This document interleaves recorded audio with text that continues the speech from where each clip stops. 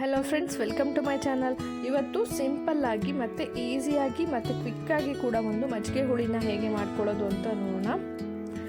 ಈ ಸಮ್ಮರ್ಗೆ ಇದು ತುಂಬಾ ಹೆಲ್ದಿಯಾಗಿರುತ್ತೆ ಅಂತಲೇ ಹೇಳ್ಬೋದು.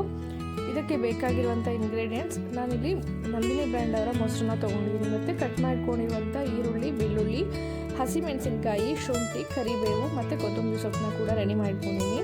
ನೀವು ಇಲ್ಲಿ ಖಾರಕ್ಕೆ ಹಸಿಮೆಣಸಿನ್ಕಾಯಿ ಬದಲಾಗಿ ಒಣಮೆಣಸಿನ್ಕಾಯಿನೂ ಕೂಡ ಯೂಸ್ ಮಾಡ್ಬೋದು. ಮತ್ತು ಬೇಕು ಅಂತ ಹೇಳಿದ್ರೆ ಒಂದು ಸ್ವಲ್ಪ ಮೆಣಸನ್ನು ಕೂಡ ನೀವು ಕ್ರಷ್ ಮಾಡಿಬಿಟ್ಟು ಹಾಕ್ಕೊಳ್ಬೋದು. ಅದು ಕೂಡ ತುಂಬಾ ಟೇಸ್ಟಿಯಾಗಿರುತ್ತೆ. ಮತ್ತು ಕ್ವಾಂಟಿಟಿನೂ ಕೂಡ ನೀವು ಇನ್ಕ್ರೀಸ್ ಮಾಡ್ಕೊಳ್ಬೋದು. ನಾನಿಲ್ಲಿ 1/4 ಲೀಟ್ರ್ ಮೊಸರನ್ನ ಒಂದು ಮಿಕ್ಸರ್ ಜಾರ್ನಲ್ಲಿ ಹಾಕಿಬಿಟ್ಟು ಚೆನ್ನಾಗಿ ಬ್ಲೆಂಡ್ ಮಾಡ್ಕೊಳ್ತೀನಿ. ಅಥವಾ ನಿಮ್ಮ ಮನೇಲಿ ಮಜ್ಜಿಗೆ ಇದ್ದರೆ ಅದನ್ನು ಕೂಡ ಯೂಸ್ ಮಾಡ್ಕೊಳ್ಬೋದು. ಇಲ್ಲ ಅಂತ ಹೇಳಿದ್ರೆ ಈ ರೀತಿ ಮೊಸರನ್ನೇ ಬ್ಲೆಂಡರಲ್ಲಿ ಹಾಕಿ ಬ್ಲೆಂಡ್ ಮಾಡಿದ್ರೆ ಮಜ್ಜಿಗೆ ರೆಡಿ ಆಗುತ್ತೆ. ನೀವು ಕನ್ಸಿಸ್ಟೆನ್ಸಿ ಎಷ್ಟು ಬೇಕೋ ಅಷ್ಟು ನೀರನ್ನು ಕೂಡ ಇದಕ್ಕೆ ಆ್ಯಡ್ ಮಾಡ್ಕೊಳ್ಬೋದು.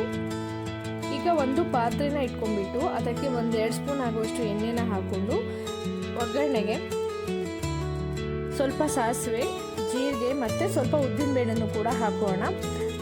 ಎಲ್ಲನೂ ಫ್ರೈ ಆದಮೇಲೆ ನಂತರ ಕಟ್ ಮಾಡ್ಕೊಂಡಿರುವಂಥ ಶುಂಠಿನ ಹಾಕ್ಕೊಳ್ತಾ ಇದ್ದೀನಿ. ಅದು ಸ್ವಲ್ಪ ಫ್ರೈ ಆದಮೇಲೆ ಕಟ್ ಮಾಡ್ಕೊಂಡಿರುವಂಥ ಬೆಳ್ಳುಳ್ಳಿನ ಕೂಡ ಹಾಕ್ಕೊಳ್ತಾ ಇದ್ದೀನಿ. ಬೆಳ್ಳುಳ್ಳಿನ ನೀವು ಕಟ್ ಮಾಡಿ ಅಷ್ಟೇ ಅಲ್ಲದೆ ಜಜ್ಜಿ ಕೂಡ ಅಥವಾ ಕ್ರಷ್ ಮಾಡಿ ಕೂಡ ಹಾಕ್ಕೊಳ್ಬೋದು. ಈಗ ನಾನಿಲ್ಲಿ ಹಸಿಮೆಣಸಿನ್ಕಾಯಿನೂ ಕೂಡ ಹಾಕ್ಕೊಳ್ತಾ ಇದ್ದೀನಿ. ನಿಮಗೆ ಖಾರಕ್ಕೆ ಎಷ್ಟು ಬೇಕು ನೋಡಿಬಿಟ್ಟು ಅಷ್ಟು ಹಸಿಮೆಣಸಿನ್ಕಾಯಿನ ಹಾಕ್ಕೊಳ್ಬೋದು.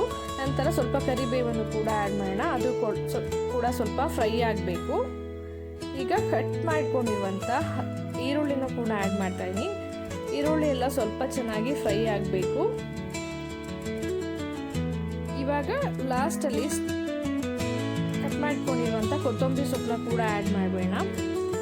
ಎಲ್ಲವನ್ನು ಚೆನ್ನಾಗಿ ಒಗ್ಗರಣೆ ಎಲ್ಲ ಚೆನ್ನಾಗಿ ಮಿಕ್ಸ್ ಮಾಡಿಬಿಟ್ಟು ರುಚಿಗೆ ಎಷ್ಟು ಬೇಕೋ ಅಷ್ಟು ಉಪ್ಪನ್ನು ಕೂಡ ಸೇರಿಸ್ಬಿಟ್ಟು ಒಂದು ಸ್ವಲ್ಪ ಅರಿಶಿಣದ ಪುಡಿನೂ ಕೂಡ ಹಾಕಿ ಚೆನ್ನಾಗಿ ಮಿಕ್ಸ್ ಮಾಡಿ. ಈಗ ಒಗ್ಗರಣೆ ನೋಡಿ ರೆಡಿಯಾಗಿದೆ. ನಂತರ ಒಗ್ಗರಣೆ ಎಲ್ಲ ತಣ್ಣಗಾದ ನಂತರ ರೆಡಿ ಮಾಡ್ಕೊಂಡಿರುವಂಥ ಮಜ್ಜಿಗೆನ ಅದಕ್ಕೆ ಸೇರಿಸ್ಬೇಕಾಗತ್ತೆ.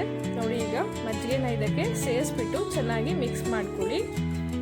ಮಜ್ಜಿಗೆಯಲ್ಲಿ ಕ್ಯಾಲ್ಶಿಯಂ ಎಲ್ಲ ತುಂಬ ರಿಚ್ ಇರೋದ್ರಿಂದ ಇದು ಬೋನ್ ಹೆಲ್ತ್ ಮತ್ತು ಟೀತ್ ಹೆಲ್ತಿಗೆಲ್ಲ ತುಂಬಾ ಒಳ್ಳೆಯದು. ಮತ್ತು ಈಗ ಬೇಸಿಗೆ ಆಗಿರೋದ್ರಿಂದ ಇದು ಬಾಡಿನ ಕೂಡ ಹೈಡ್ರೇಟ್ ಮಾಡುತ್ತೆ ಮತ್ತು ಎನರ್ಜಿಯನ್ನು ಬೂಸ್ಟ್ ಮಾಡುತ್ತೆ. ವೆಯ್ಟ್ ಮ್ಯಾನೇಜ್ಮೆಂಟಿಗೂ ಕೂಡ ಇದು ತುಂಬಾ ಒಳ್ಳೆಯದು ಅಂತಲೇ ಹೇಳ್ಬೋದು. ಮತ್ತು ಬಾಡಿ ಇಮ್ಯುನಿಟಿನೂ ಕೂಡ ಇದು ಇಂಪ್ರೂವ್ ಮಾಡುತ್ತೆ. ನೋಡಿ, ಈಗ ಸಾಂಬಾರೆಲ್ಲ ಕಂಪ್ಲೀಟಾಗಿ ರೆಡಿಯಾಗಿದೆ. ಇದು ಬರೀ ರೈಸ್ಗಷ್ಟೇ ಅಲ್ಲದೆ ಮುದ್ದೆಗೂ ಕೂಡ ಇದು ಬೆಸ್ಟ್ ಕಾಂಬಿನೇಷನ್ ಆಗಿರುತ್ತೆ ಅಂತಲೇ ಹೇಳ್ಬೋದು. ನಾನು ಈಗ ರೈಸ್ನ ಪ್ರಿಪೇರ್ ಮಾಡಿ ಇಟ್ಕೊಂಡಿದ್ದೆ. ನಾನು ರೈಸ್ ಮತ್ತು ಪಿಕ್ಕಲ್ ಜೊತೆ ಸರ್ವ್ ಮಾಡ್ತಾ ಇದ್ದೀನಿ. ನೀವು ಕೂಡ ಮನೇಲಿ ಇದೇ ಮೆಥಡ್ನಲ್ಲಿ ಮನೇಲಿ ಟ್ರೈ ಮಾಡಿ. ರೆಸಿಪಿ ಹೇಗೆ ಬಂತು ಅಂತ ಕಮೆಂಟ್ ಬಾಕ್ಸಲ್ಲಿ ಕಮೆಂಟ್ ಮಾಡಿ ತಿಳಿಸಿ. ರೆಸಿಪಿ ಇಷ್ಟ ಆದರೆ ಲೈಕ್ ಮತ್ತು ಶೇರ್ ಕೂಡ ಮಾಡಿ. ಇನ್ನು ಯಾರ್ಯಾರೆಲ್ಲ ಸಬ್ಸ್ಕ್ರೈಬ್ ಆಗದೆ ನೋಡ್ತಾ ಇದ್ದೀರೋ ದಯವಿಟ್ಟು ಸಬ್ಸ್ಕ್ರೈಬ್ ಮಾಡ್ಕೊಂಡು ನೋಡಿ. Thank you for watching.